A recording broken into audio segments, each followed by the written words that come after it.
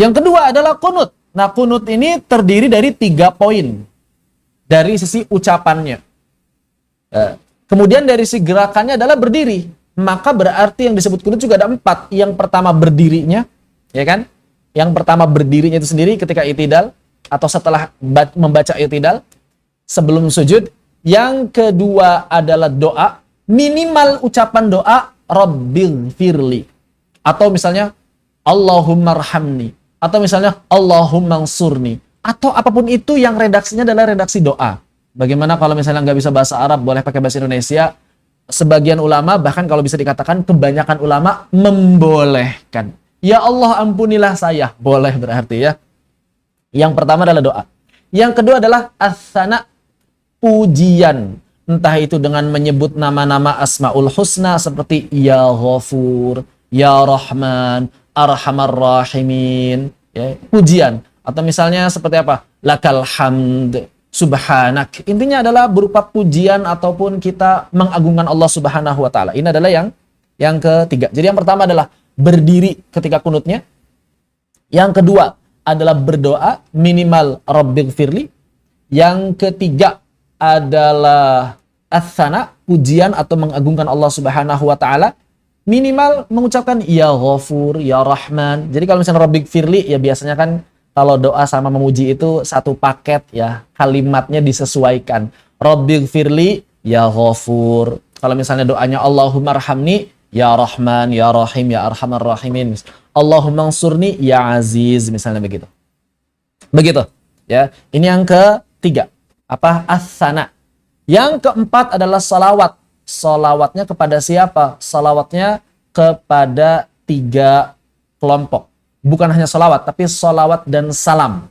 Jadi harus ada lafaz salawat, harus ada lafaz salam. Kepada siapa? Kepada Nabi, kepada sahabat, kepada keluarga Nabi. Atau dibalik, kepada Nabi, kepada keluarga Nabi, kepada sahabat. Dan ini salawat dan salam. Jadi kalau misalnya salawat saja tanpa salam, tetap dianjurkan sujud sahwi. Kalau misalnya kita kehilangan salah satu dari 4 poin penting dari kunut, walaupun kita berdirinya lama, tapi ternyata doa doang, enggak ada salawatnya, doa dan sananya saja, tidak ada salawatnya, maka tetap dianjurkan sujud sahwi. Mengangkat tangan gimana? Mengangkat tangan bukan. Mengangkat tangan ini hayat. Mengangkat tangan adalah hayat. Sehingga kalau misalnya kita sholat di lingkungan, di jamaah orang yang memang tidak melaksanakan kunut, maka kita bisa kunut sendiri dan tidak perlu mengangkat tangan. Ngapain coba ngangkat tangan? Ya terutama ketika kita masih berjamaah. Yang lain misalnya i'tidal Rabbana lakal hamd. Maka kita baca Rabbana lakal hamd, Rabbighfirli, nggak perlu ngangkat tangan. Rabbighfirli ya Ghafur wa sallallahu ala sayyidina Muhammadin wa ala alihi wa sahbihi wasallam. Udah selesai. Bisa kan? Tetap kunut, tetap dapat pahala kunut dan tidak perlu sujud sahwi. Walaupun imamnya nggak kunut.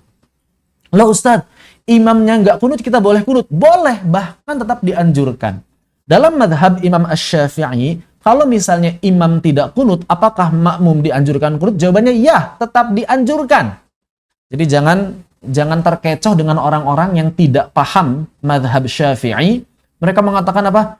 Kalau imam nggak kunut, nggak perlu kunut. Kalau imam kunut, baru kunut. Itu bukan pendapat Syafi'i, walaupun ada ulama yang berpendapat demikian. Misalnya siapa? Misalnya Ibnu Taimiyah, Ibnul Qayyim. Itu pendapatnya begitu. Imam kunut ikut kunut, imam nggak kunut, nggak perlu kunut. Itu pendapat siapa? Ibnu Taimiyah dan Ibnul Qayyim. Bukan pendapat Syafi'i. Kalau pendapat Syafi'i, ya, imam tidak kunut, imam kunut, makmum tetap kunut. Kalau imamnya kunut, maka aminkan doanya.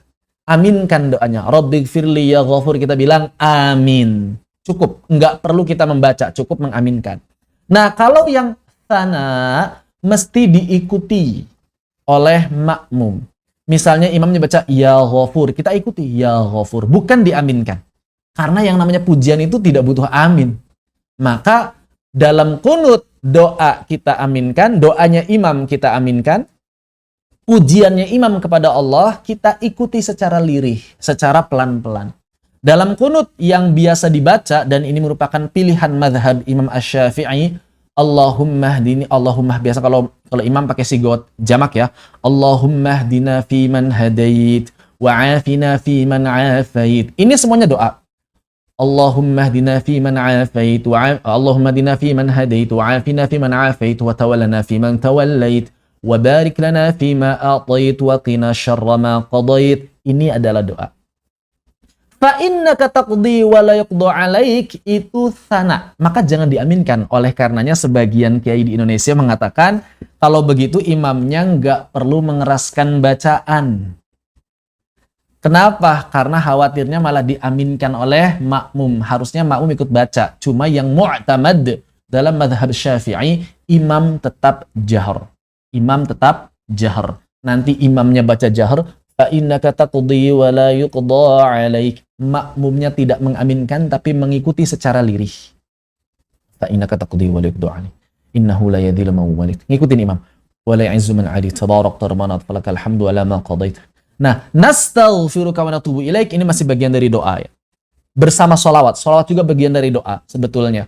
Maka dari nastaghfiruka wa natubu ilaik dan membaca sholawat, nastaghfiruka wa natubu ilaik. Amin. Wa sallallahu ala sayyidina Muhammadin nabiyil ummi wa ala alihi wa sahbihi wa baraka wa sallam. Amin. Jadi tidak perlu diikuti bacaannya. Kenapa? Kan itu adalah bagian dari doa. Begitu. Allahu ta'ala a'lam ya. Nah, kalau ada bagian dari kunut ini yang tertinggal, maka dianjurkan sujud sahwi. Bagaimana kalau imam tidak kunut? Maka makmum tetap dianjurkan kunut. Baik itu di subuh maupun di witir separuh terakhir bulan Ramadan, dimulai dari malam ke-16. Kemudian setelah selesai sholat, imam salam. Makmum, kita sebagai makmum yang biasa kunut, melihat imam tidak kunut, apakah kitanya mesti sujud sahwi? Kalau kitanya tidak kunut, imamnya tidak kunut, kitanya tidak kunut, dianjurkan sujud sahwi. Perhatikan, imamnya nggak biasa kunut, kitanya ikut-ikutan nggak kunut, maka dianjurkan sujud sahwi. Lagi-lagi jangan terkecoh oleh pendapat sebagian orang yang mengatakan, kalau imam nggak kunut, ente nggak perlu kunut, dan nggak perlu juga sujud sahwi, ngapain sujud sahwi? Nah, ini orang yang tidak paham mazhab Syafi'i. Silakan berpendapat, tapi jangan mengaburkan ilmu. Seakan-akan itu adalah pendapat yang keliru, padahal itu pendapat yang mu'tamad dalam mazhab Syafi'i. Jadi dalam mazhab Syafi'i, kalau imam tidak kunut, makmumnya, kita sebagai makmum juga ikut tidak kunut, para ulama sepakat dianjurkan sujud sahwi. Sepakat dianjurkan sujud sahwi.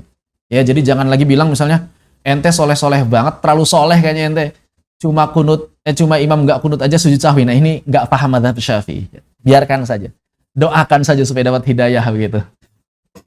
Kemudian, kalau imamnya nggak kunut, tapi kita kunut sendiri, nggak perlu ngangkat tangan ya, karena ngangkat tangan ini hayat dan khawatir menimbulkan fitnah misalnya. Kita tidak kunut misalnya. Imamnya kunut, kita kunut tapi tidak mengangkat tangan misalnya. Rabbighfirli ya Ghafur, warhamna ya Arhamar Rahimin. Wa sallallahu ala sayyidina Muhammadin wa ala alihi wa sahbihi wa baraka wa sallam. Apakah nanti sebelum salam, setelah imam salam ya, setelah imam salam, kitanya belum salam, apakah dianjurkan sujud sahwi? Dalam mazhab Syafi'i ada dua pendapat. Dalam mazhab Syafi'i ada dua pendapat. Pendapat pertama, tidak perlu sujud sahwi. Kenapa? Karena kitanya sudah kunut, walaupun imamnya tidak kunut. Pendapat yang kedua, tetap dianjurkan sujud sahwi. Kenapa? Karena imamnya enggak kunut. Ada ternyata seperti ini pun ada. Walaupun kitanya sudah kunut sekalipun, masih ada sebagian ulama yang berpendapat dalam mazhab Syafi'i bahwa tetap dianjurkan kunut. Kalau tidak salah ini perselisihannya antara Imam Ibnu Hajar Al-Haytami dengan Imam Ar-Romli, cuma saya ragu yang mana yang pendapat masing-masing. Begitu ya. Tapi yang pasti ada dalam mazhab Imam Asy-Syafi'i. Sehingga kalau misalnya ada orang imamnya nggak kunut, dia sudah kunut bahkan dengan mengangkat tangan, tapi tetap sujud sahwi, memang ada pendapatnya dalam mazhab Syafi'i. Begitu. Kenapa? Karena para ulama yang tetap menganjurkan sujud sahwi ini berpendapat bahwa sholatnya secara umum belum sempurna karena tidak ada kunut.